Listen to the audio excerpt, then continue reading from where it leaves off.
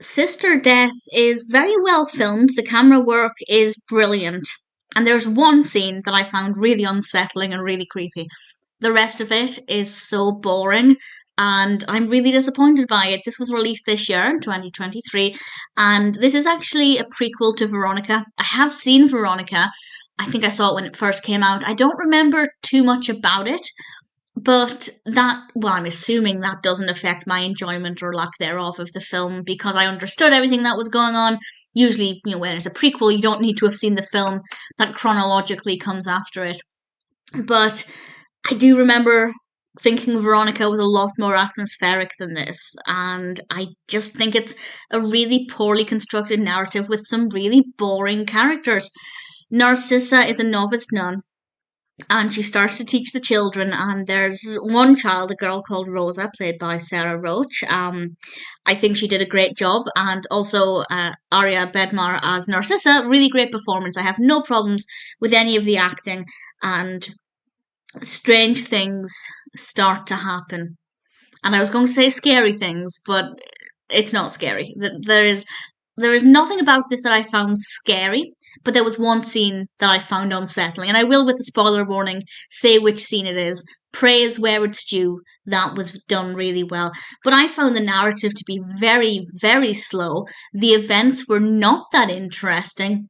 There is a point in the film in the final third. I won't explain what happens, but I feel like a lot happens in the final third, and they should have spread it out a bit more because it was just so dull for so much of it. That's not to say I enjoyed the final third as such. I still found it to be very dull and not scary and not a well constructed narrative. But if they'd spread it out more, I might not have ever felt quite as bored and just desperate for something to happen because for a lot of it, apart from one scene that I loved, nothing happens. And the characters, Rosa as a character, I didn't mind. I wouldn't say I loved the character, but she was, I didn't want anything bad to happen to her. Narcissa is really boring and not unlikable as such, but not likable. There was nothing about her that made me think, please don't let anything bad happen to her. Please let her, come out alive or anything like that. I genuinely didn't care for that character. So it's not as if I could even find myself emotionally invested in her journey when the rest of the narrative was really boring. So there are very few redeeming things about this film, and honestly, I wouldn't recommend it. If you've seen Veronica and you want to see how they handle a prequel, then maybe give it a go. If you are particularly drawn to religious based horror, maybe give it a go. I don't mind religious horror, it's not my favourite subgenre, but at the same time, if it's a good film, then I will be very happy to watch it. And unfortunately, this just isn't. It's a very slow narrative, and when things do happen, they're not interesting. It is not scary. There is one scene that made me feel sick, and I will talk about it in a moment. But to be honest, you might know which scene it is already. But as I said, it is very well shot. The camera work is great. The use of light is great. Visually, it's a good film. But unfortunately, the narrative is so boring that it was just really tedious to watch and just not very good at all.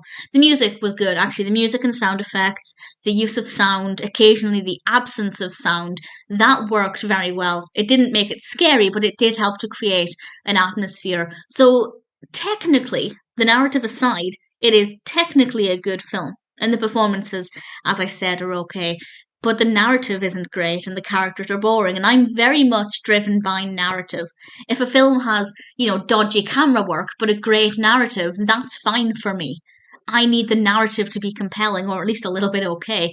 And unfortunately, you can have the best camera work and music and lighting in the world. If the narrative isn't good, I'm not going to be interested. And unfortunately, that is the case here. However, there is one scene, and I will say it was a great scene. Not enough for me to turn around and say, okay, the film is worth watching, but if you can watch this scene, or at least watch the film up until this point, and then if you want to continue watching it, by all means do. But this is a spoiler for what I consider to be the best moment in the whole film. And spoilers from now, the scene that I am talking about is, of course, the scene with the eyeballs. I feel sick just thinking about it. It wasn't scary as such. when we had the other nun like laugh screaming and she was like kind of going backwards. I feel like they were trying to make it scary. I was never scared, but I felt sick. When she pulled the eyeballs out of her mouth.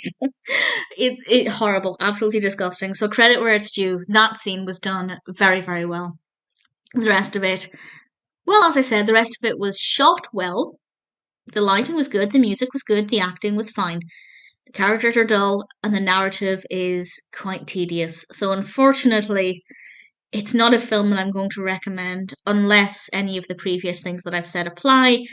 For me, it's needless to say not one that I'm going to be watching again.